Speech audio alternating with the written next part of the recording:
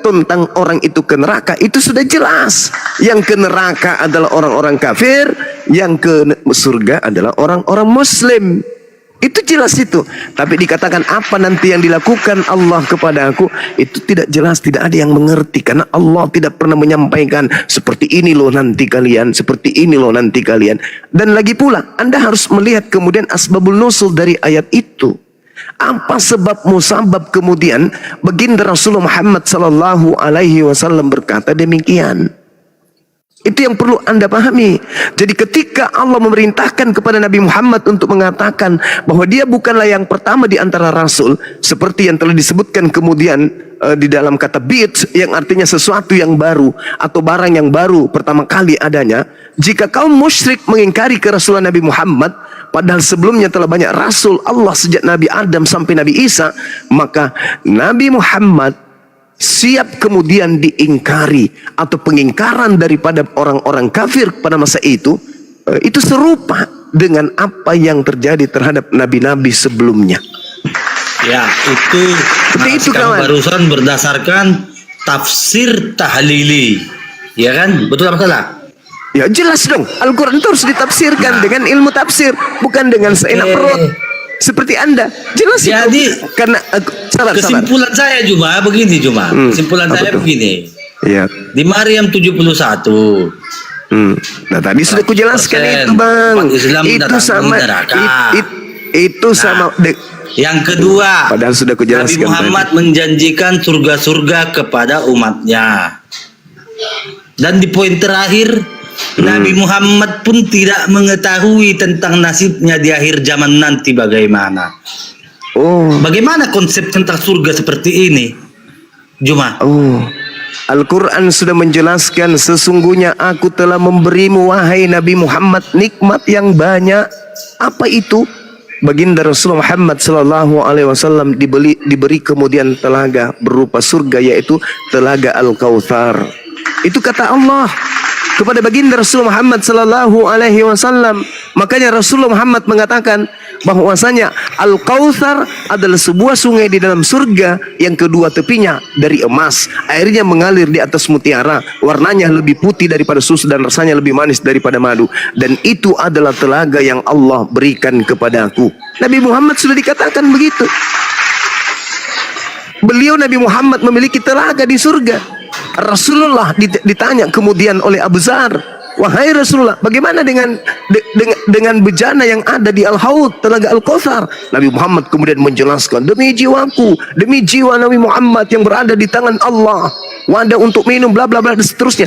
Diterangkan kemudian tentang telaga Kautsar yang adalah merupakan surga yang diberikan Allah kepada Nabi Muhammad sallallahu alaihi wasallam. Dalam Al-Quran sudah Al-Kautsar itu sangat jelas dikatakan, Inna a'tayna kal kautsar, sesungguhnya aku telah memberimu wahai Nabi Muhammad nikmat yang banyak berupa telaga Kautsar. Jelas itu. Jadi tidak ada keraguan bagi kami tentang surga itu, Bang. Nah, sedangkan surah Maryam itu, sekali lagi saya katakan, jangan memperbodoh diri. Saya sudah menjelaskan, yang diterangkan kemudian surah Maryam itu seluruh manusia, termasuk Kristen, termasuk ateis, termasuk Hindu, semuanya manusia. Karena yang berkata di situ adalah Rabbus samawati wal ard, Tuhan pencipta langit dan bumi. Oke, selesai kita di situ. Sedangkan di dalam pengajaran kami umat Islam terkait dengan surga, jaminan surganya itu sangat-sangat jelas. Orang yang berdosa pun ketika kemudian mati dalam keadaan Islam akan diampuni dosa-dosanya oleh Allah. Tadi Al-Quran surah At-Taghabun ayat 9 saya sudah bacakan, tapi Anda mungkin sengaja untuk tidak memperhatikan itu. Nah, kalau kemudian yang menyembah makhluk di Pulau Patmos, ada nggak jaminan masuk surga?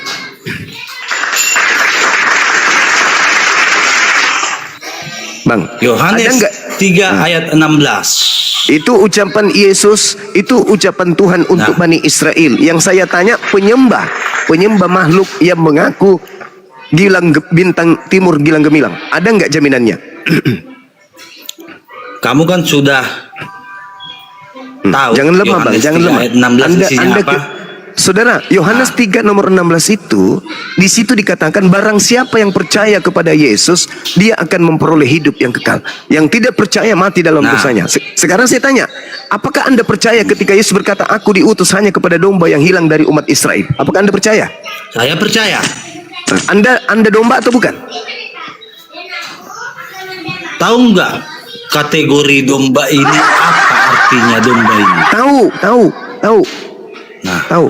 Yeremia 52 nomor 17. Yang disebut kemudian, yang disebut domba itu adalah Bani Yakub. nah, domba ini cuma, Anda Bani Yakub? domba ini adalah lambang kekayaan. Kalau Anda orang Bani Yakub? Israel dia berkurban, Alamak. berarti kamu melarikan ke Loh, Anda yang bertanya, saya jawab. 12.000 suku Israel, ya kan? Enggak Bang. Anda percaya tidak ketika Yesus berkata kemudian aku diutus hanya kepada domba yang hilang dari umat Israel? Anda percaya? Percaya. Nah, berarti Anda harus mengakui bahwa Yesus diutus hanya untuk Bani Israel. Nah, Anda bukan Bani Israel, Oke. berarti Yesus diutus bukan untuk Anda. Gimana dong? Oke, ini ada ayatnya cuma. Ya, silakan. Oke, sebentar. Karena yang disebut domba itu hanya Bani Yakub. Nah, Anda bukan domba. Kalau dia berkumis aja namanya kucing. Kalau dia berjenggot aja namanya kambing. Kalau dia tidak berkumis dan tidak berjenggot namanya asu, kan gitu. Oke, boleh saya jawab? Ya, silakan. Silakan Anda tunjukkan Mungkin jaminannya. pertanyaan kamu mungkin begini cuma. Mungkin pertanyaan kamu begini. Iya. Yesus Silakan, hanya diutus kepada Bani Israel. domba Israel yang hilang. Yes, iya. Ya kan? Anda percaya itu Nah, kan? ini umat Kristen ini dari mana gitu kan? Dari Romawi. Dari mana lagi? Nah, itulah kamu salah tafsir cuma. Kok salah tafsir pula? Yesus itu hanya untuk Bani Israel. Cuma. Kau buka Buka apa? Matius 28 ayat 18 sampai 20. Nah, itu Nah. bukan Yesus. Itulah makhluknya. Hei. Loh. Kamu baca loh. Iya. Loh.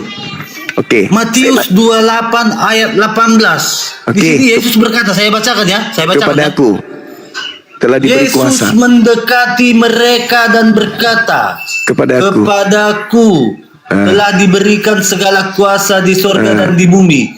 Karena itu, pergilah, jadikanlah bangsa semua muridku, dan baptislah mereka dalam nama Bapa dan Anak dan Roh Kudus, dan bahaya ajarlah ini. mereka melakukan segala sesuatu yang telah kuperintahkan kepadamu.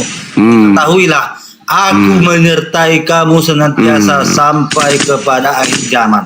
Selesai. Bahaya ini, bahaya. Oke, sekarang saya Dari tanya. sinilah umat Kristen itu berasal. Bagus. Tepuk Silakan tangan tanya. semuanya di bawah, tepuk tangan. Dari sinilah Kristen itu berasal. Oke, bagus. Sekarang mari kita buktikan. Bukan Kristus. Dari sinilah umat Kristen itu berasal.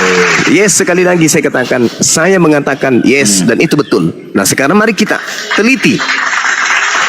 Kepadaku telah diberi kuasa, baik di langit maupun di bumi.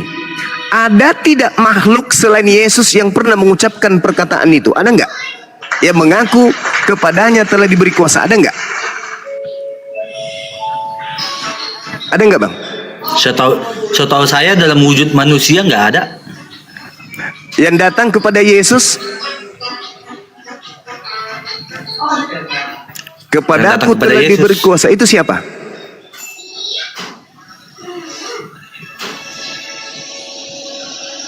Pencobaan di padang gurun. Yes, itu siapa yang mencoba Yesus dan mengatakan kepadaku telah diberi kuasa? Siapa itu, Bang? Sebentar. Ini kita kunci dulu ayatnya. Iya, silakan. Kepadaku telah diberi segala kuasa di surga dan di bumi. Di bumi. Ya, Nah, itu siapa? kita kunci. Siapa itu, Bang? Di surga dan di bumi. Iya, itu siapa, Bang? Ya. Itu siapa? Di sini Yesus berkata, Iya, sebelum kepada Yesus, Yesus. sebelum Sebentar. orang yang keluar dari kubur itu Sebentar. berkata demikian, Sebentar. ada orang yang lebih dulu berkata, ada makhluk yang lebih dulu bukan berkata. Itu siapa? orang. Bukan siapa? orang. Lalu itu adalah iblis di padang gurun. iblis. Nah, jadi kita buka dalilnya cuma. Iblis. Kita buka dalilnya supaya kamu nggak framing. Ya, Oke? silakan. Ya, silakan. Oke.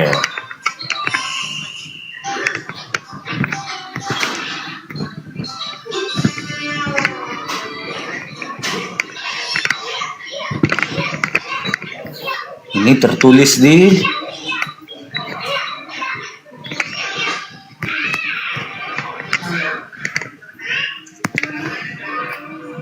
Tertulis di Matius 4 ayat 1 sampai 11. yes. Oke. Terus Sebentar.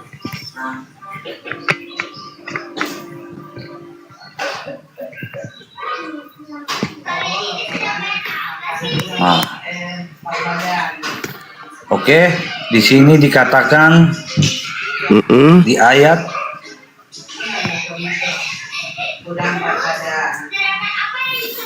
di ayat 8 iblis berkata, dan iblis membawanya pula ke atas gunung yang tinggi dan memperlihatkan kepadanya semua kerajaan dunia dengan kemegahannya.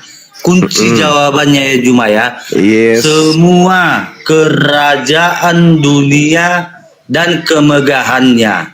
Dan Yes. berkata kepadanya, semua ini akan kuberi kepadamu jika Ya. engkau sujud menyembah aku. Nah, iblis di sini berkata hanya dunialah yang diserahkan kepadanya. Tidak ikut Oke. surga Juma.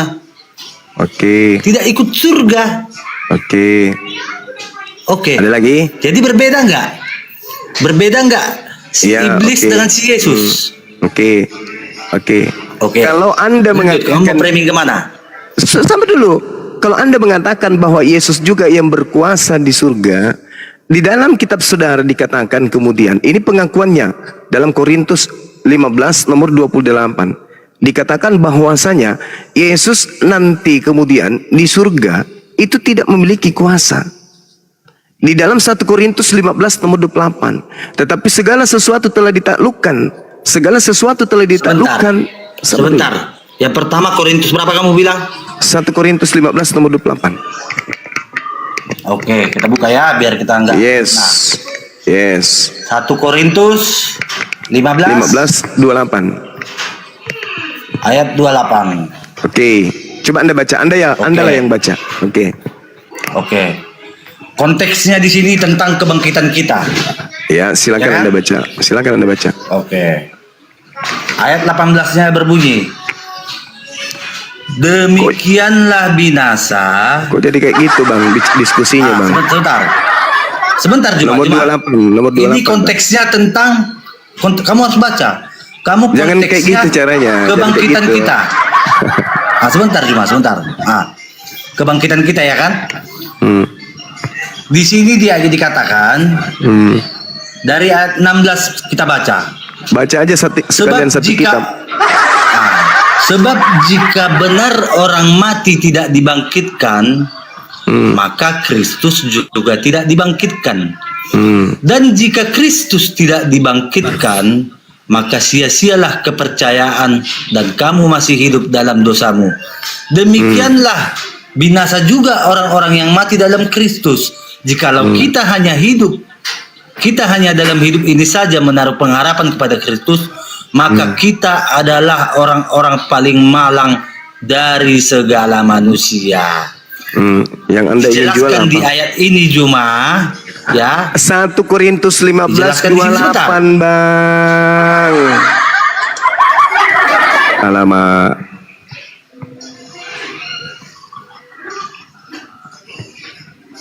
Satu Korintus 15 ayat 28. Ya. Nah, konteksnya kan tentang kebangkitan kita, ya kan? Nah, Langsung di poinnya, Bang. ayat 26. Musuh yang 28. terakhir yang dibinasakan ialah maut. Sebentar. Sebab segala sesuatu telah ditaklukkannya di bawah kakinya. Tetapi kalau dikatakan bahwa segala sesuatu telah ditaklukkan, maka teranglah bahwa ia sendiri yang telah menaklukkan segala sesuatu di bawah kaki Kristus itu tidak termasuk di dalamnya. Tetapi kalau sesuatu telah ditaklukkan di bawah Kristus, maka ia sendiri sebagai anak akan menaklukkan dirinya di bawah Dia, dan yang telah menaklukkan segala sesuatu di bawahnya, supaya Allah menjadi semua di dalam semua. Jika tidak demikian, Ya, ditaklukkan apakah siapa? faedahnya? Yesus ditaklukkan. Sebentar. Bang. Sebentar. Jika tidak demikian, apakah faedahnya perbuatan orang-orang yang dibaptis bagi orang mati? Kalau orang mati sama sekali tidak dibangkitkan, mengapa mereka mau dibaptis bagi orang-orang yang telah meninggal? Nah, di sini Yesus yang ditaklukkan adalah kemanusiaannya. Jedar. Itu loh, Jemaah. Jedar. Bukan keilahiannya. Jedar. Nah, jadi yang berkuasa kemudian di surga siapa? Yang berkuasa di surga siapa? Karena gitu, Jemaah. Yang berkuasa di surga Yang siapa? berkuasa di surga Adalah? dan di bumi adalah Di surga siapa? YHWH. Tepuk tangan. Allah YHWH. Betul sekali. Apakah kemudian Ya. YHWH itu pernah bergelar Yesus Kristus? Yesus Kristus itu dinamakan setelah firman menjadi manusia. Gitu loh, Ada Juma. nggak penyesat kemudian Itu yang nama bergelar Yesus manusianya. Kristus? Jedar. Seperti Ada ini, nggak Juma. Juma, Saudara, tunggu sebentar. dulu. Anda tadi membawa narasi Matius 28 nomor 18. Kepadaku telah diberi kuasa. Yang diberi kuasa di surga katanya. Padahal Yesus tidak ada kuasa di surga. Kalau Anda melihat kemudian data yang Anda bacakan tadi, Yesus tidak berkuasa di surga, yang berkuasa YHWH. Bahkan Anda menjelaskan itu. Nah, sekarang yang mengaku berkuasa di surga dan mengaku berkuasa di bumi itu siapa? Iblis. Sekarang mari kita buktikan bahwa yang Anda ikuti adalah iblis. Di Sebentar. data sabar Saya dulu, tanya sabar. kamu. Sabar dulu, Bang. Sabar dulu. Apakah daging hidup Sabar dulu, saudaraku, sabar. Saya belum selesai. Apakah daging hidup di surga? Iya dong, daging hidup di surga, jelas itu. Jelas itu, Bang. Sekarang begini. Cuma daging tidak hidup di surga. Kata siapa, Bang? Bagaimana caranya makan minum bersama dengan Abraham kalau tidak ada daging? Anda mau memegang gelas itu kayak mana ceritanya? Anda mau menari di hadapan Tuhan, bagaimana Anda menari tidak ada kaki? Jangan ngadi-ngadi. Kitab akan membuat Anda menderita ketika Anda Oke. melempar kemana-mana. Sabar dulu, saya selesaikan dulu. Saya selesaikan dulu, Bang. Saya akan tadi- jelaskan Surga Kristen itu, aduh, jangan dijelaskan di sini. Kasihan nanti yang lain. Karena kalau saya upas surga Kristen itu bahaya. Kita selesaikan ini dulu. Matius 28 nomor 18. Kepadaku telah diberi kuasa, baik di langit maupun di bumi. Dan aku kemudian memberikan kepada siapapun yang aku kehendaki. Yesus ketika pengajaran, Bang, aku tidak dapat berbuat apa-apa dari diriku sendiri. Itu Yesus yang asli tuh. Kisah para Rasul 2 nomor 22, Yesus bisa membangkitkan orang mati, ini dan itu dikarenakan Allah yang melakukan melalui perantaraan Yesus, bukan Yesus. Kok tiba-tiba dia datang, kepadaku telah diberi kuasa baik di langit maupun di bumi. Ini siapa ini? Ketika kemudian Yesus hendak dibunuh sekalipun, Yesus berdoa bersungguh-sungguh. Dia kemudian ketakutan, dia kemudian marah kepada muridnya ketika muridnya tidak berjaga-jaga ketika ia berdoa. Dia lari ke Efraim ketika kemudian orang Yahudi berniat untuk membunuhnya. Berdoa semalam-malaman. Di dalam Ibrani 5 nomor 7, sebagai manusia dia mempersembahkan doa yang bersungguh-sungguh. Dan atas kesalehannya doanya dikabulkan. Jangan Anda membolak-balikkan kemudian seakan-akan yang datang di pulau Patmos itu, yang keluar dari kubur itu adalah Yesus. Itu bukan Yesus. Ketika dia berkatakan, kepadaku telah diberi kuasa, baik di langit maupun di bumi. Yesus mengatakan, penguasa bumi ini adalah iblis. Waspadalah kepada penguasa yang ada di bumi ini, yaitu iblis. Iblisnya boleh nggak dia mengaku sebagai Yesus Kristus? Boleh. Dan Yesus memberikan legitimasi itu, bahwa penyesat itu akan datang dengan memakai nama Yesus Kristus. Mari kita buktikan nih. Mari kita buktikan. Dari data yang saudara sebutkan tadi, Matius 28 nomor 19, apa katanya? Pergilah, jadikanlah seluruh bangsa menjadi pengikutku. Bertentangan dengan Matius 15 nomor 24. Aku diutus hanya kepada domba yang hilang dari umat Israel. Tadi Anda katakan Anda percaya. Kenapa sekarang Anda berubah? Seakan-akan Yesus itu plan. Nah, ketika kemudian pergilah ke seluruh bangsa, jadikanlah seluruh bangsa menjadi muridku. Data nomor 20-nya coba Anda deteksi. Ini kuncinya di sini. Ajarlah mereka melakukan segala sesuatu yang kuperintahkan kepadamu. Kalau itu adalah Yesus, di mana Yesus mengajarkan orang untuk menjadi Kristen? Kalau itu adalah Yesus anak Maria, di mana Yesus pernah mengajarkan makan babi? Kalau itu adalah Yesus anak Maria, di mana Yesus pernah memerintahkan kemudian menyembah kepada dirinya? Kalau itu adalah Yesus anak Maria, di mana dia pernah memerintahkan untuk ibadah minggu? Di mana dia perintahkan untuk ke gereja? Di mana dia pernah perintahkan untuk tidak bersunat? Sesungguhnya itu bukanlah Yesus Kristus. Dudukan perintah Yesus di dalam Yohanes 17 nomor 8. Segala firman yang kau berikan kepadaku, segala perintah, segala ketetapan yang kau berikan kepadaku telah aku sampaikan kepada mereka. Dan mereka hanya mendudukkan aku sebagai utusan, sebagai rasul, utusan Allah, Rasulullah. Itu segala perintah yang Yesus sampaikan kepada Bani Israel. Sedangkan perintah-perintah ke gereja, menyembah Yesus, tidak bersunat, bla bla bla bla bla bla bla bla bla bla bla, itu bukanlah perintah Yesus anak Maria. Waspadalah kepada penyesat yang datang kepadamu dengan memakai nama Yesus dan berkata, akulah Kristus. Dia akan menyesatkan banyak orang. Mana orang banyak yang disesatkan oleh Yesus Kristus palsu ini? Namanya adalah Kristen. Kalau bukan Bang Suma, bukan. Oke, kalau bukan, tolong tunjukkan komunitas yang banyak yang disesatkan oleh Yesus Kristus itu mana? Islam bukan, Hindu bukan, Buddha bukan, ateis bukan. Satu-satunya kandidat tunggal yaitu Kristen. Anda memang pengikut Yesus, yes. Anda memang pengikut Kristus, yes. Tetapi Yesus Kristus yang Anda ikuti adalah penyesat yang dinubuatkan oleh Yesus. Yesus berkata dalam Yohanes 10 nomor 27, aku mengenal muridku, muridku mendengarkan aku, dan muridku mengikuti aku. Ketika aku kemudian sujud, muridku sujud. Ketika aku kemudian sunat, muridku sunat. Ketika aku bertauhid menyembah hanya kepada ilah Abraham, ilah Isa, ilah Yakub, maka pengikutku pun hanya menyembah kepada ilah Abraham, ilah Isa. Di mana Yesus berkata seperti itu? Yang mana? Ketika aku sunat, pengikutku pun sunat. Yohanes 10. Yesus seperti itu? Yohanes 10 nomor 27. Yohanes 14 nomor 12. Jika engkau mengasihi aku, engkau juga akan melakukan pekerjaan yang aku lakukan. Silakan Anda baca. Pekerjaan. Yes. Bukan tradisi. Sunat itu tradisi. Bukankah pekerjaan itu adalah olahan tubuh, jasad? Loh, Yesus mempekerjakan tubuhnya. Coba Anda lihat. Saudara, apakah kita bisa sunat sendiri? Saudara, Yohanes 4 nomor 34. Apa kata Yesus? Makananku adalah melakukan kehendak Dia yang mengutus aku dan menyelesaikan pekerjaannya. Nah, berarti pekerjaan Yesus apa? Pekerjaan Yesus bukan sunat. Saudara, pekerjaan Yesus ketika Dia datang di tengah-tengah Bani Israel, pekerjaannya itu sebagai Kristen atau sebagai Yahudi? Nah, sebentar. Kamu tadi Jawab sudah menjelaskan bahwa Yesus, sebentar. Jawab aja dulu, Bang. Makananku adalah melakukan kehendak Dia. Domba-domba Israel yang hilang. Yes, betul. Dan cuma tidak boleh mengingkari bahwa Yesus itu lahir sebagai keturunan Yahudi. Ya memang betul. Benar. Dia keturunan, betul.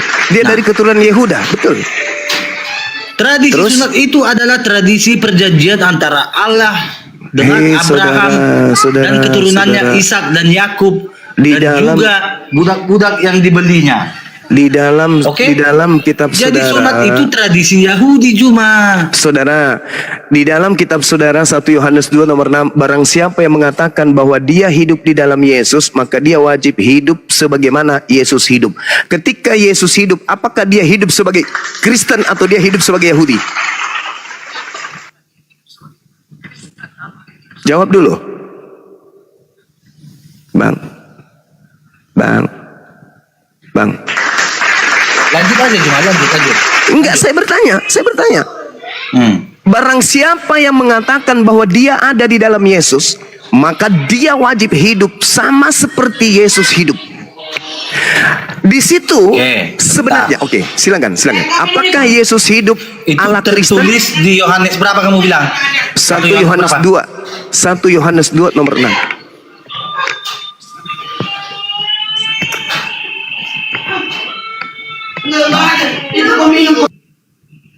Silakan Bang, silakan.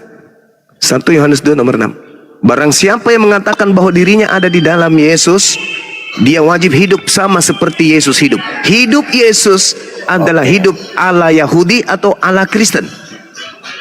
Sebentar, saya bacakan. Silakan. Di sini konteksnya adalah Kristus pengantara kita, ya kan? Oke, Loncat lagi. bukan loncat. Tidak, sekarang Anda Kita hidup. pahami Yesus itu konteks hidup ayat yang ala kamu baca Kristen. ini apa? Saudara, Nah, Yesus itu hidup Kita ala baca dari Kristen. ayat 5. Baca Sebentar, dari Juma. kitab Kejadian sekalian, Bang. Nah, tetapi barang siapa menaruh firman-Nya di dalam orang itu, sungguh sudah sempurna kasih Allah. Dengan itulah ia ketahui bahwa kita ada di dalam Dia. Artinya, umat Kristen itu sudah hidup di dalam Kristus. Nah, Ayat 6-nya. terus? Barang siapa mengatakan bahwa ia ada di dalam Dia, ia wajib hidup sama seperti Kristus hidup. Nah, pertanyaannya, Yesus hidup itu ala Kristen atau ala Yahudi? Yesus semasa hidupnya adalah orang Yahudi. Nah, kita ambil konteks kehidupannya Juma. Konteks kehidupannya. Allahu Akbar. Konteks kehidupan Yesus adalah dia harus mengikuti hukum Taurat Yes, Allahu dan Akbar. hukum Musa. Allahu Akbar. Dan juga tradisi, sunat. Nah, Iya. Sekarang, benar? iya betul. Nah sekarang, kenapa Kristen tidak hidup? Yesus telah sebentar. Kenapa Kristen tidak hidup Yesus sama seperti telah Yesus hidup? menggenapi Ya. hukum Taurat itu cuma Iya. kami tidak hidup lagi di dalam hukum Taurat. Hei, dari Ah. mana? Dari mana asal usulnya Kristen hidup di bawah hukum Taurat? Hukum Taurat itu untuk siapa? Nah, saya tidak bilang orang Kristen hidup dalam hukum Taurat. Akan Terus apa tetapi, hubungannya? Anda mengatakan sebentar. dia sudah menggenapi. Apa hubungannya? Kami tidak hidup di bawah hukum Taurat. Iya, Karena terus apa hukum Taurat hubungannya? itu Kalau sudah diselesaikan oleh Kristus. Nah, kalaupun tidak diselesaikan, kalaupun tidak diselesaikan oleh Yesus, kalaupun tidak diselesaikan oleh Yesus, apakah berlaku kamu untuk tahu Anda? nggak hukum Taurat itu apa? Nggak, sekalipun misalnya Yesus tidak menyelesaikan hukum Taurat, itu berlaku nggak untuk Anda? Ya, pasti berlaku dong. La haula wala quwata illa billah. Hukum Taurat itu untuk Anda. Oke, saya tanya sama kamu. Emangnya hukum Taurat itu untuk Islam? Tidak ada Yesus mati untuk Islam, tidak ada. Nah,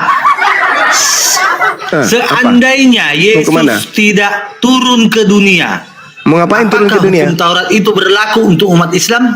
Ya, hukum Taurat itu hanya untuk Bani Israel, Cak Kangkung. Nggak ada hubungannya dengan Nah, di oke. luar Bani Israel. Kamu sudah mengakui ya, bahwasanya hukum Taurat adalah Untuk Bani Israel. untuk Bani Israel. Lalu apa hubungannya dengan Ya kan? Kristen? Yesus mati untuk hukum Taurat demi Kristen. Apa hubungannya? Nah, Nah, karena karena kami adalah bagian dari murid yang diperintahkan oleh muridnya untuk memberitakan kabar Injil kepada seluruh bangsa. Kamilah bagiannya itu. Jadi saudara, begini, Juma. saudara. Sebentar Juma. Nah, Allahu Akbar. Masya Allah. mengenai hukum Taurat itu, ya kan? Iya. Hukum Taurat ada 10. Iya, untuk siapa? Dan itu untuk keturunan Ah, Abraham, Ishak, dan Yakub. Yesus tunduk tidak kepada aturan itu? Oh, kalau Yesus tidak tunduk, Nah. maka dia tidak akan disunat. Terus kenapa kalian tidak hidup sama seperti Yesus hidup? Karena Yesus telah menggenapi hukum Taurat. Apa hubungannya Yesus menggenapi hukum Taurat dengan Apa kalian? hubungan? Apa Lu. hubungannya? Kan tadi dalilnya jelas di dalam kitab saudara, barang siapa yang mengatakan dia Yesus ada dalam dirinya, maka dia wajib hidup sama seperti Yesus hidup. Yesus hidup dia dalam kitab Anda, Yohanes 14 nomor 31. Dunia harus tahu. Ini Yesus berkata, bersabdalah Yesus, supaya dunia tahu bahwa aku Yesus mengasihi Bapa dan aku Yesus senantiasa melakukan segala sesuatu seperti yang diperintahkan Bapa kepadaku. Berarti Yesus harus diketahui oleh dunia. Yesus itu hidup sebagai hamba yang taat kepada Yod-Heh-Vaveh, menjalankan perintah Yod-Heh-Vaveh. Kenapa Kristen tidak hidup ala Yesus? Dia adalah teladan. Iya. Dan melalui Yesus Kristus, dalam wujud Yesus Kristus, kami mengenal Allah kami. Tidak, bukan begitu. Siapa yang mengatakan Yesus ada dalam dirinya, dia wajib hidup sama seperti Yesus hidup. Biar kamu tahu, kamu tadi memaksakan kalau Kristen harus hidup seperti Kristus hidup. Tahu Dalil yang mengatakan itu bukan saya. Yesus itu hidupnya kayak mana? Melakukan mujizat air menjadi anggur. Benar apa tidak? Yohanes 14 nomor 31. Yesus itu membangkitkan orang mati. Apakah juga orang Kristen harus seperti berarti itu? Dengan kata lain, saudara. Berarti dengan kata lain, Anda saudara. Oke.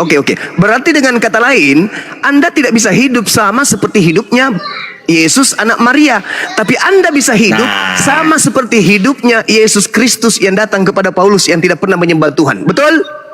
Jangan dibisu-bisukan.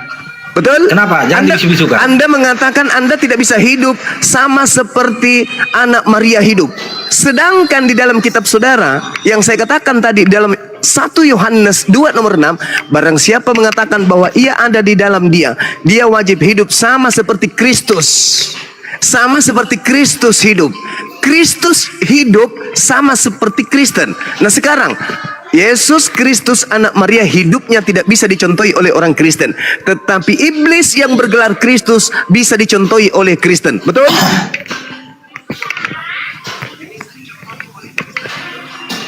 Lanjut. Nah, sekarang di dalil 1 Yohanes 2 nomor 6 ini, orang Kristen harus hidup sama seperti Kristus hidup. Kristus yang hidup kemudian di tengah-tengah Bani Israel, anak Maria itu potong kulup. Kristus yang datang kepada Paulus tidak potong kulup. Kristen tidak potong kulup. Berarti Kristen hidup sama seperti Kristus yang tidak potong kulup yang datang kepada Paulus. Selesai kita. Tolong tunjukkan dalilnya bahwasanya Yesus yang dijumpai Paulus saat perjalanan ke Damaskus adalah Yesus yang tidak potong kulup. Coba tunjukkan dalilnya. Galatia 1 nomor 11, nomor 12, baca. Baca Bang, silakan Bang. Biar semua teman-teman tercerahkan. Silakan.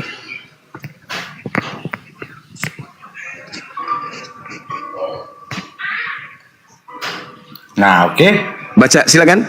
Kita lanjut ya. Nah, baca, silakan. Sebab aku menegaskan kepadamu saudara-saudara bahwa Injil yang kuberitakan itu bukanlah Injil manusia.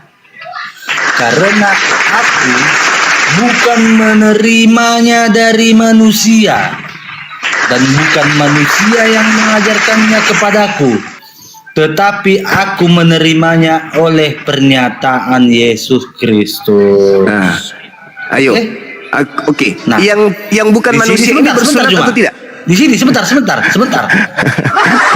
Yesus Kristus yang dimaksud Paulus dalam ayat ini adalah Yesus Kristus yang dia jumpai di perjalanan saat ke Damaskus.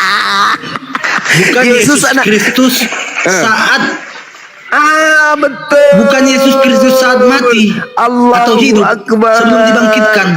Allahu Akbar. Berarti Yesus yang disunat itu bukan Yesus yang datang kepada Paulus, betul? Itu Iya dong, kemanusiaannya iya. cuma. Kalau yang datang kepada Paulus adalah keilahiannya Ya, sekarang melalui cahaya, sekarang Yesus bukan berkata melalui di dalam wujud. sekarang Oke, Yesus berkata, sekarang gini, saudara. Sekarang kita Yesus tunjukkan berkata. cuma kita tunjukkan dalilnya di mana Paulus bertemu Yesus, oke? Ya silakan. Karena memang ada yang bertemu. Yesus mengatakan dalam Matius 24 nomor 23. Jadi apabila ada orang berkata ada Yesus di sini, ada Yesus di sana, jangan kau percaya. Karena Yesus yang kamu temui itu bukan aku tapi penyesat. Ayo bang. Silakan Anda boleh bantah saya, tapi hati kecil Anda harus Anda benarkan. Silakan Anda bantah. Bantah sekuat argumen Anda, tapi tolong hati Anda jangan Anda bohongi. Silakan. Ya. Silakan. Kita buka di Kisah Para Rasul 9 ayat 22. 4. Oke. Ayat 4. Oke, silakan. Yes. Ia rebah ke tanah. Ini perikopnya Saulus bertobat. Iya. Ia rebah ke tanah dan kedengaranlah olehnya suatu suara yang berkata kepadanya, Saulus, mengapakah engkau menganiaya aku? Iya. Jawab Saulus, siapakah engkau Tuhan? Tuhan. Iya. Paulus saja sudah tahu Kalau itu Tuhan. siapa. Itu Dia Tuhan. berkata, Tuhan, katanya, Ya. akulah Yesus yang kau aniaya itu. Oke? Oke. Pertanyaan saya, dari mana Paulus tahu kalau itu adalah Tuhan? Oke, kamu mau tahu? Iya, saya mau tahu. Di ayat 1, sementara itu berkobar-kobar hati Saulus untuk mengancam dan membunuh murid-murid Tuhan. Ia menghadap imam besar Ya. dan meminta surat kuasa daripadanya untuk dibawa kepada majelis Yahudi di Damsyik, supaya ia menemukan laki-laki atau perempuan pengikut jalan Tuhan. Ya. Ia menangkap mereka dan membawa mereka ke Yerusalem. Ya. Dalam perjalanannya ke Damsyik ketika itu, ia sudah dekat kota. Ya. Tiba-tiba cahaya memancar dari langit mengelilingi dia. Iya, terus? Jadi cuma Ya. Yesus yang berkata di sini adalah dalam wujud cahaya yang mengelilingi Dia. si Paulus. Yesus Bukan dalam berkata, wujud manusia. Yesus berkata di dalam Lukas 10:18, aku melihat iblis jatuh dari langit berupa cahaya. Yesus juga berkata, waspadalah kepada penyesat yang datang kepadamu dengan memakai namaku dan berkata, akulah dia. Lalu dia mengatakan, jadi apabila engkau melihat ada orang berkata dia melihat aku di sini, aku melihat Yesus di sana, jangan kau percaya. Camkanlah aku telah mengatakannya terlebih dahulu kepadamu. Jadi jika ada orang yang berkata ada Yesus di padang gurun, ingat Paulus di sini di padang gurun ketika dia ke Damsyik. Dia di padang gurun dan ada Yesus di dalam bilik. Ingat surat-surat Paulus ditulis di dalam bilik penjara, aule. Oke? Bukan aule. Dalam bahasa Yunani itu adalah temeong. Nah, sekarang permasalahannya adalah penjara. Iya, penjara. Yesus berpesan jangan Bukan kau di goa percaya. ya, penjara ya. Yes, di dalam bilik penjara. Oke. Nah, sekarang kemudian Yesusnya berkata bahwasanya jangan kau percaya sebab itu bukan aku. Kalau aku seperti kilat yang menyambar dari timur sampai ke barat. Sedangkan cahaya yang datang kepada Paulus hanya di Paulus saja, bukan dari timur ke barat. Berarti itu bukan Yesus. Oke, jadi begini cuma. Silakan kawan. Kalau dia mengelilingi, Ya. kalau mengelilingi berarti itu sudah dari segala penjuru mata angin. Kalau Baik begitu utara, semua timur, orang tahu selatan, berarti. barat Kalau dan begitu timur. berarti semua orang tahu termasuk di Indonesia dong. Berarti kiamat sudah datang dong. Karena Yesus mengatakan kedatanganku yang kedua adalah seperti kilat yang bersinar, memancarkan sinarnya dari timur Makanya, sampai ke barat. kita Demikianlah harus kedatanganku yang kedua. memahami konteks mengelilingi itu, Juma. Enggak, bukan saudara. Yesus datang itu untuk kedua kalinya sebagai tanda kiamat. Nah sekarang 2000 tahun tidak kiamat-kiamat. Nah, denarak kepeng. Berarti kemudian yang datang kepada Paulus itu bukan Yesus. Sebab makanya dia mengatakan Oke, ya, Juma. ente. Oke. Oke. Terlalu banyak framing, Juma. Jadi Loh, kok begini banyak maksud framing saya. pula. Sekarang menurut Yesus Kamu kedatangannya- harus paham sabar dulu kawan. ayat ini. Sabar dulu kawan. Jangan kau ajarin saya Bible. Sekarang permasalahannya adalah Yesus mengatakan ada dua. Pertama, kedatangannya yang kedua sebagai manusia. Penyesat datang bukan sebagai manusia. Nah sekarang yang datang kepada Paulus ini manusia atau bukan? Saya ulang. Yesus berkata kedatangannya yang kedua sebagai manusia. Yang datang kepada Paulus adalah cahaya. Bagus. Kedatangan Yesus yang kedua menurut Yesus sebagai manusia. Betul? Yang datang kepada konteks akhir zaman.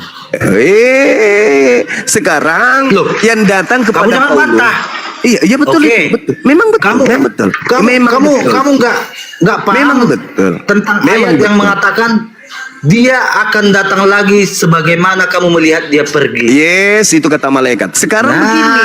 Nah, sekarang Di begini akhir pertanyaan zaman saya. itu cuma- Pertanyaan saya, saudara. Pertanyaan saya. Nah. Menurut Yesus, kedatangannya sebagai manusia atau sebagai bukan manusia?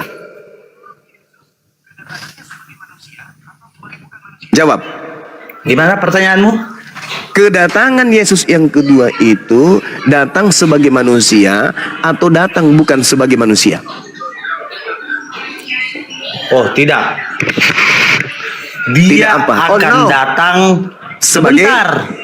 Dia datang kedua kalinya sebagai Dia akan datang dalam wujud keilahiannya. di mana itu dia katakan? Sebagaimana- Ayo. Sebentar. Di mana Yesus katakan itu? Sebagaimana- Bahwa dia akan datang dalam wujud keilahian. Silakan. Tunjukkan. Sebentar. Di mana Yesus pernah mengatakan itu? Kena kau di sini. Kena kau, Bang. Pindah jantungmu, Ini Bang. bukan Yesus yang berkata. Kita buka ayatnya cuma ya. Sekarang Yesus Ayatnya. mengatakan apa? Sabar dulu. Yesus mengatakan apa? Aku datang kedua kali nanti sebagai apa? Manusia kan? Betul? Dan waspadalah kepada selain daripada itu kan? Betul? Karena penyesat akan datang mengaku Yesus Kristus. Betul? Sedangkan aku datang kedua kalinya sebagai manusia. Selain itu bukan aku. Tetapi akan datang penyesat-penyesat dengan mengatasnamakan aku dan mengaku akulah Kristus. Betul? Betul. Sekarang kalau Anda mengatakan itu di akhir zaman, berarti yang datang kepada Paulus itu siapa? Kalau kedatangan yang keduanya nanti di akhir zaman dan Anda memaksakan kemudian yang datang ke Paulus itu adalah Yesus, itu kedatangan keberapa? Bukankah Yesus datang hanya 2 kali? Kedatanganku yang kedua dalam rupa manusia. Yang datang kepada Paulus mengaku Yesus Kristus, tapi bukan manusia. Berarti itu bukan aku. Waspadalah kepada penyesat, sebab Kristus palsu dan nabi-nabi palsu akan datang melakukan banyak mukjizat sekiranya mungkin menyesatkan banyak orang. Camkanlah, aku sudah mengatakannya kepadamu. Jadi bila ada orang berkata ada Yesus di padang gurun di Damsyik dan ada Yesus di dalam bilik penjara, jangan kau percaya, sebab sama seperti kilat akan menyambar dari timur sampai ke barat. Demikianlah nanti kedatanganku yang kedua sebagai anak manusia. Tepuk tangan yang di bawah.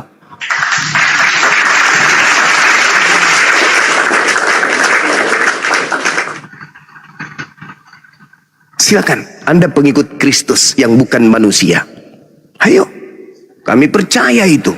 Cuma Silakan. Masih bernapas kamu harus rupanya. paham Silakan. tentang Apa itu, Bang? pribadi Yesus, tubuh Yesus setelah kebangkitan, dan dari tubuh Yesus dengan sebelum kebangkitan. dari Yesus atau dari mana ini, Bang? Saya harus tahu. Nah, Dari Yesus atau dari mana? Karena banyak penyesat yang akan datang mengaku-ngaku Yesus. Nah, jadi Nah. di sini Nah. kita akan buka ayatnya di Kisah Para Rasul. Itu dari 1 Paulus. ayat Itu dari Lukas Bentar. berarti, Bang. Sebentar. Iya, silakan. Mau silakan. dari Lukas pun itu, mau dari mana pun itu. Oh, enggak bisa. Di sini akan diterangkan ayatnya, oke? Iya, Kita karena baca. akan percaya enggak Anda menurut Sebentar. Yesus akan datang? Sabar dulu. Percaya enggak Anda bahwa Sebentar, akan biar- datang biar saya jawab. sabar saudara. Percayalah bahwa akan datang penyesat. Percaya ke Anda bahwa penyesat itu bergelar Yesus Kristus. Percaya enggak Anda? Percaya enggak? Di ayat 7 Kisah Para Rasul ini cuma ditegaskan. Sabar kawan, sabar dulu. Engkau tidak Jangan perlu mengetahui masa dan Sabar waktu dulu. yang Sabar dulu, ditetapkan kawan. Bapa sendiri menurut. Sabar kawan, kabar. Kita ambil kredit poinnya dulu. Percayakah Anda kepada Yesus yang berkata kepada Bani Israel muridnya yang hidup sesaman dengan dia agar waspada sebab akan muncul setelahnya Yesus palsu yang mengaku Kristus. Percaya enggak Anda?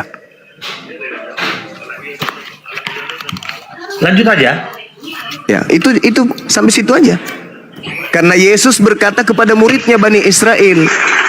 Ingat ya saudara, Kristen tak ada di situ. Yang ada di dalam aule, wilayah kelas daripada Yesus itu, Yesus sebagai guru, muridnya adalah Bani Israel. Yesus berpesan kepada Bani Israel, waspadalah kepada penyesat yang datang kepadamu memakai nama Yesus dan berkata akulah Kristus. Sebab akan banyak muncul Kristus palsu. Nah, murid-murid Yesus orang Yahudi ini kemudian diminta oleh Yesus untuk waspada. Sedangkan Kristen ini adalah kelompok di luar yang menjadi pengikut Kristus yang bukan Yesus anak Maria. Berarti Kristen dari kelompok luar inilah yang menjadi korban penyesatan dari Kristus palsu tersebut. Makanya Yahudi masih tegak berdiri hari ini, Kristen juga masih tegak berdiri hari ini. Dua keyakinan yang berbeda. Satu menyembah kepada Elohim, satu menyembah kepada Kristus. Sekarang pertanyaannya, adakah pesan-pesan yang mewaspadai penyesat yang bergelar Kristus? Ada. Siapa pengikutnya sekarang? Kristen. Jadi narasi apapun yang Anda sampaikan setelah ini, itu akan menguatkan bahwa Anda pengikut Yesus Kristus yang penyesat. Silakan. Oke. Jadi di sini seperti yang saya ucapkan tadi mengenai konteks iman. Saya tadi mengutip ayat Al-Quran kamu bahwa 100% umat Islam akan masuk ke dalam neraka. Bahkan Muhammad menjanjikan surga kepada umatnya. Sementara di ayat lain dia tidak mengetahui apa yang akan terjadi kepadanya. Betul kan Juma? Yang nggak ada hubungannya dengan Kristus palsu, Bang. Silakan. Nah, jadi mengenai Kristus palsu yang kamu maksud ini adalah Yesus yang sama saat dia hidup dengan murid-muridnya dan bangkit dari kematian dan hidup juga dengan murid-muridnya. Apa bedanya? Yang bersama muridnya Tidak ada manusia. bedanya Yesus itu. Yang bersama Yesus muridnya itu manusia. Yang bersama Paulus dan Kristen bukan manusia, beda Bang. Namanya aja yang sama. Yang datang kepada Paulus itu bukan manusia lagi. Yes. Bukan. Yes. Ketika Yesus mengatakan, Akan tetapi kuasanya oh itu yang cerita lagi. datang Itu berupa cahaya. itu beda lagi tuh Bang. Nah gitu cuma. Oh enggak dong. Itulah Anda percaya kepada keilahian Yesus itu. Oke baik. Sekarang begini. Tolong tunjukkan kalau bukan Yesus Kristus penyesat yang Anda percayai hari ini, tolong tunjukkan kepada saya penyesat yang bergelar Kristus, Yesus Kristus itu mana dan mana orang banyak yang disesatkan itu. Tunjukkan kepada saya kalau bukan Kristen. Silakan. Silakan Bang. Tolong tunjukkan dalilnya bahwasanya akan datang penyesat bernama Yesus Kristus. Matius 24 Yesus nomor Kristus, 4. ya? Yes. Matius 24 nomor 4 nomor 5. Silakan Anda baca. Matius 24 nomor 4 nomor 5.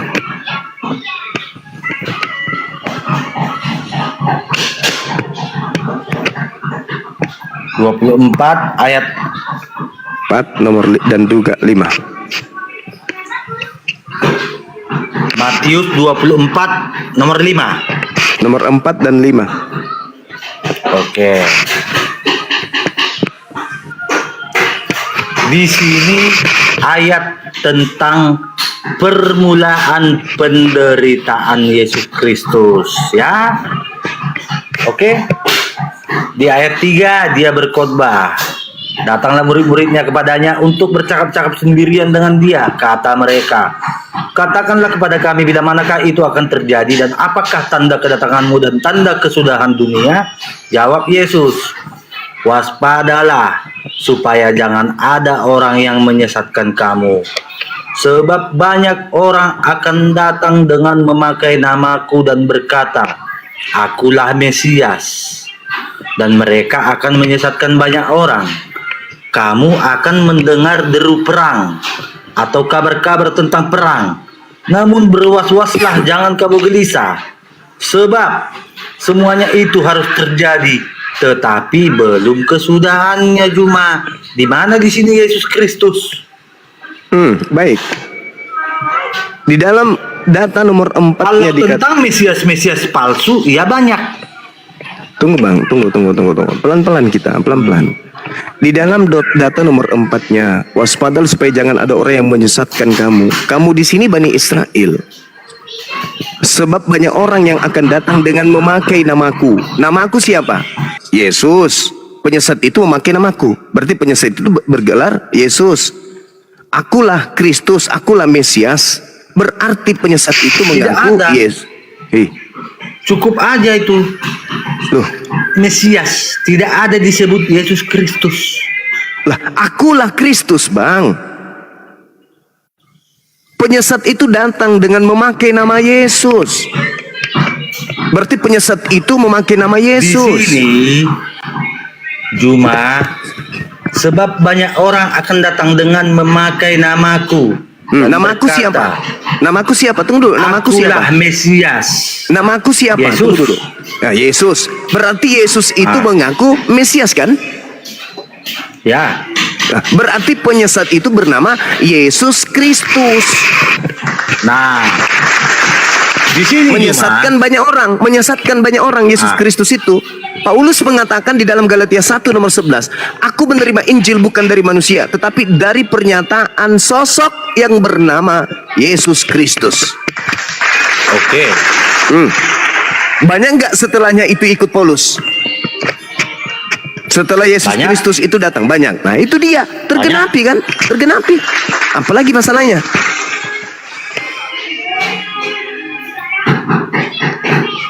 Jadi di sini kamu mengaitkan dengan konteks Mesias. Ya iyalah Bang. Jadi harus saya kaitkan dengan Sallallahu Alaihi Wasallam. Jadi gitu. begini Juma sebentar. Setelah zamannya Yesus, di kitab Yeremia sudah dinubuatkan. Nabi palsu nomor 23. Yes, kamu tahu Nah, itu.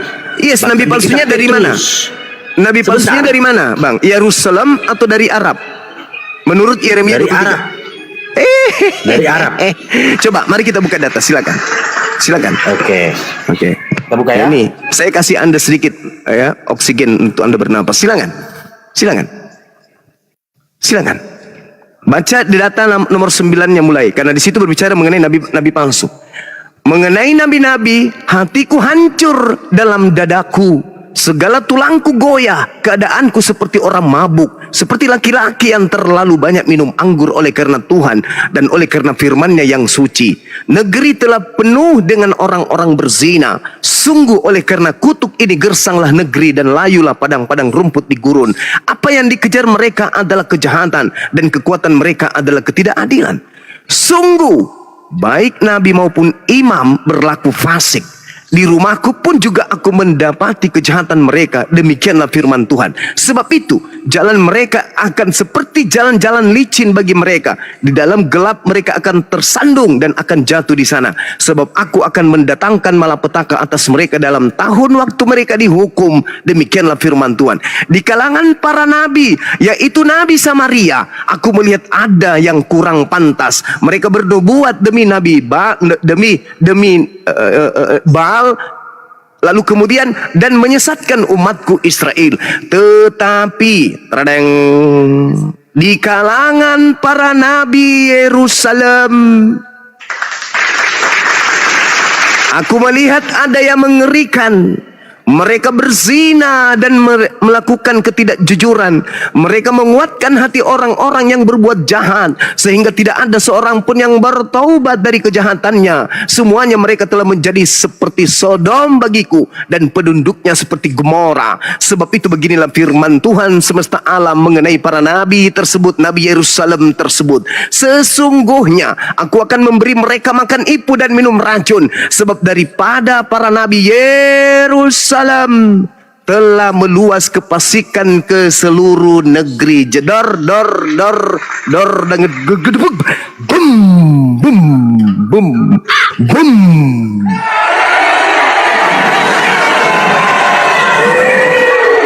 Paulus dari mana, Bang? Lukas, kitab Anda berasal dari mana, Bang? Ya, silakan. Silakan Anda jadikan Yerusalem berubah menjadi Arab. Kita terangkan di sini. Ya, silakan. Jadikan Arab Yerusalem tadi. Di Yeremia 14. Para Iya. nabi itu bernubuat Yeremia palsu 23, demi Bang. namaku. Bang, Yeremia Bentar, 23 kita tentang kesini nabi dulu. palsu, Bang. Kita ke sini dulu, Juma. Yeremia 14 ini dulu. Kita ke sini dulu. Nah, Iya, boleh. di sini boleh, juga boleh. itu buatan nabi palsu. Iya, Yeremia silakan. 14. Yes, silakan. Para nabi itu Nah, akan bernubuat palsu demi namaku. Aku tidak mengutus mereka, tidak memerintahkan mereka, Ya. dan tidak berfirman kepada mereka. Yes. Menubuatkan kepadamu penglihatan bohong, Yes. ramalan Yes. kosong, dan Yes. tipu rekaan hasilnya sendiri. Yes. Ini nabi palsu ya. Ya, Yes. terus Arabnya mana, Bang?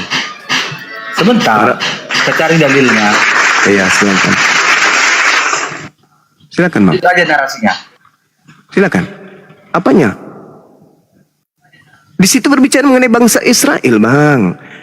Ya, Yeremia 14 itu masih berbicara mengenai Bani Israel. Tidak ada berbicara mengenai Arab, Bang. Jangan ngada-ngadi ya, Bang. Jangan, Bang.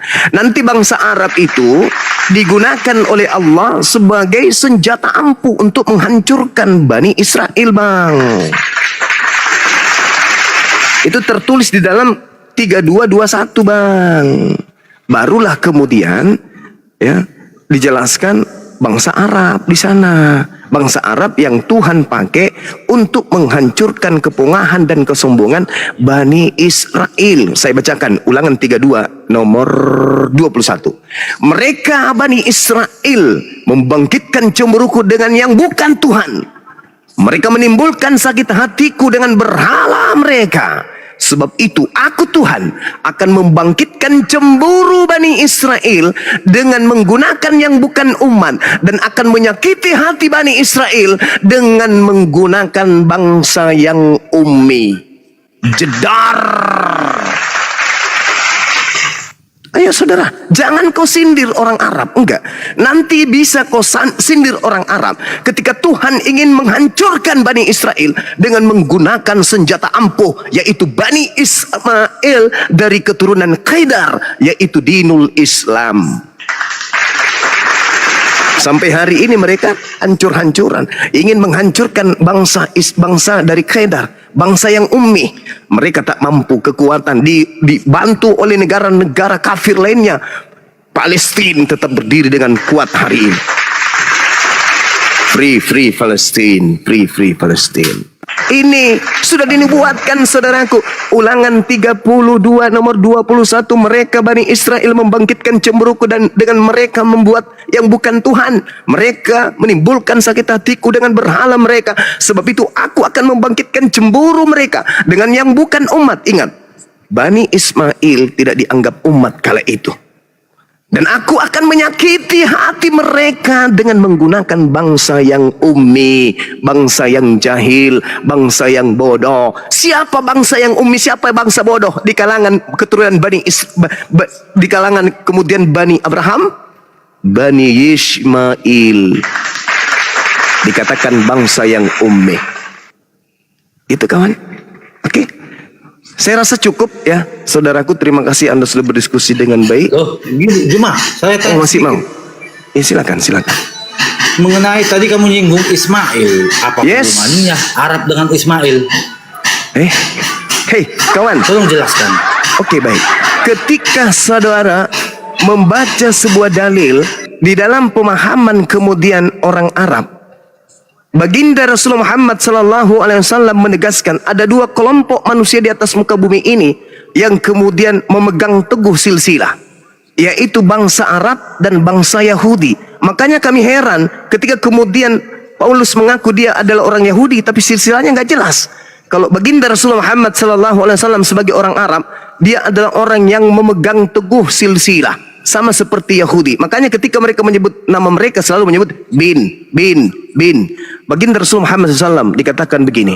Nabi Muhammad bin Abdullah bin Abdul Muttalib bin Hashim bin Abdul Manaf bin Gusam bin Kilab bin Murrah bin Ka'am bin Ini Mu'ay tertulis di mana Juma? bin Yang kamu sebutkan ini Juma. Sabar bin Ilyas Sabar bin Mudar bin Nisar bin Mad bin Atnan bin Adam bin Humaisa bin Salaman bin Iwad bin Bus bin Kuwa, kemudian bin Awam bin Nashid bin Hiza bin Buddha, kemudian bin Yadaf bin Tabiq bin Jahim bin Nasih bin Maki bin It bin Ibgar bin Ubaid bin Abdi'ah bin Hamdan bin Sunbun bin Yasribi bin Yahsan bin Yalhan bin Arawi bin It bin Dishan bin Aishar bin Afnan bin Asham bin Misqas bin Nafit bin Sarih bin Sumay bin Missi bin Uda bin Uram bin Qadar bin Ishmael bin Ibrahim alaihi salam. Anda bertanya, itu tertulis di mana? Di dalam sebuah kitab yang bernama Sirah Nabawiyah. Silsilah silsilah Nabi Muhammad. Kalau Sirah Nabawiyah itu karangan itu Juma. Itu Yang tahu suci. tentang silsilah seseorang itu siapa, Bang? Tapi kalau Bang, yang tahu tertulis tentang di silsilah Al-Quran, seseorang saya itu siapa, Bang? percaya. Saudara, yang tahu tentang silsilah seseorang itu siapa, Bang? Yang tahu silsilah seseorang itu ya yang memiliki garis keturunan itu. Nah, betul sekali. Masya Allah. Apa hubungannya Arab dengan Ismail? Loh, Ismail Sedangkan itu Ismail. Allahu Akbar. Ismail itu punya ibunya adalah orang Mesir. betul. Bukan orang Arab. Betul sekali. Tetapi Ismail kemudian menikah ketika dia di Paran dengan wanita Mesir. Keturunannya, anak pertamanya kemudian bernama Nebayot. Anak keduanya bernama Kedar. Dari Kedar inilah turun sampai kepada baginda Rasul Muhammad sallallahu alaihi wasallam. Nah, sekarang kalau saya bertanya kepada saudara, Nabi yang didatangi sosok bernama Yesus Kristus itu silsilahnya ke Yahudi mana? Paulus itu bukan Nabi Juma. Baca Kisah Para Rasul 1 Tapi nomor 13. itu Rasul. Bukan Baca, Nabi seperti Nabi Israel. baca Kisah Para Rasul 13 nomor 1. Paulus di situ disebut Nabi, kawan. Dan kalau Anda mengatakan dia bukan Nabi, lalu dari mana dia mendapatkan 13 buku itu? Kalau dia bukan Nabi, ayo. Bukankah di Itu dalam adalah tulisannya yang diwahyui Roh Kudus. Berarti dia Nabi. Katanya bukan Nabi. Bagaimana dong? Kalau Nabi dalam Israel adalah orang yang diurapi. Oh, salah. Anda Bukan baca Paulus. bilangan 12. Sabar. Anda baca bilangan 12 nomor 6. Lalu berfirmanlah Tuhan, dengarkanlah firmanku ini. Jika di antara kamu ada seorang nabi, maka aku Tuhan menyatakan diriku kepadanya dalam penglihatan. Aku berbicara dengan dia dalam mimpi. Sekarang bagi anda, Yesus itu Tuhan atau bukan? Yesus itu Tuhan. Oke. Paulus menerima pernyataan dari mana? Dari Yesus. Nah, berarti Paulus itu nabinya Yesus berdasarkan Bilangan 12 nomor 6. Dengarkan. Lalu berfirmanlah. Oke. Anggaplah sabar. Anggaplah di sini Yesus. Anggaplah di sini Yesus. Lalu berfirmanlah Yesus. Dengarlah firmanku ini. Jika di antara kamu ada seorang nabi, maka aku Yesus menyatakan diriku kepadanya. Jika di antaramu ada seorang nabi, maka aku Yesus akan menyatakan diriku kepadanya. Paulus mengatakan aku menerima Yesus, aku menerima Injil dari pernyataan Yesus. Berarti Paulus ini adalah nabi. Nabi dari Tuhan Anda yang bernama Yesus Kristus itu. Makanya Yesus mengatakan di dalam Matius 24 nomor 24, sebab Kristus palsu dan nabi-nabi palsu akan datang dan melakukan mukjizat banyak untuk menyesatkan banyak orang dan orang pilihan juga. Jadi kalau Anda mengatakan Yesus itu bukan nabi, wow, bahaya ini. Anda bertentangan dengan kaidah kenabian di dalam kitabnya orang Yahudi. Dan kalau Anda mengatakan Yesus itu Tuhan, berarti kaidahnya jelas. Tuhan Anda yang bernama Yesus mengutus nabinya bernama Paulus berdasarkan Bilangan 12 nomor 6. Anda tidak akan pernah bisa lari kemana-mana. Kalau Paulus bukan nabi, berarti dia pengarang ulung. Karena hanya nabi lah yang mampu kemudian menorehkan tulisan-tulisan yang dituliskan dari asas pewahyuan dari Tuhannya. Sebagai nabi dia menerima wahyu. Berarti Paulus ini adalah nabi yang menerima wahyu dari Tuhanmu yang bernama Yesus. Sekarang apakah dia nabi asli? Apakah yang diterimanya dari Tuhan asli? Ternyata dua-duanya palsu. Kristus palsu dan nabi palsu akan melakukan banyak mujizat sekiranya mungkin menyesatkan orang-orang pilihan juga. Jedar. Saya kira cukup saudara. Saya harus ibadah. Jadi di sini kita harus menjelaskan konsep tentang iman. Nabi dalam Kristen ya. Oh ya, silakan. Nabi dalam Kristen. Nabi silakan. dalam Kristen itu cuma ya.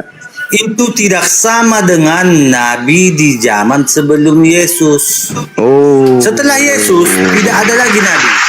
Oh, Akan berarti tetapi berarti Yesus Paulus ini betul. mengangkat ke-12 muridnya. Berarti Paulus betul nabi Ditambah palsu. 70 orang lagi. Berarti betul Paulus adalah nabi Selebihnya palsu. itu adalah murid, bukan nabi ya Juma ya. Terus kenapa dia bisa Bukan jadi rasul nabi. kalau dia bukan nabi?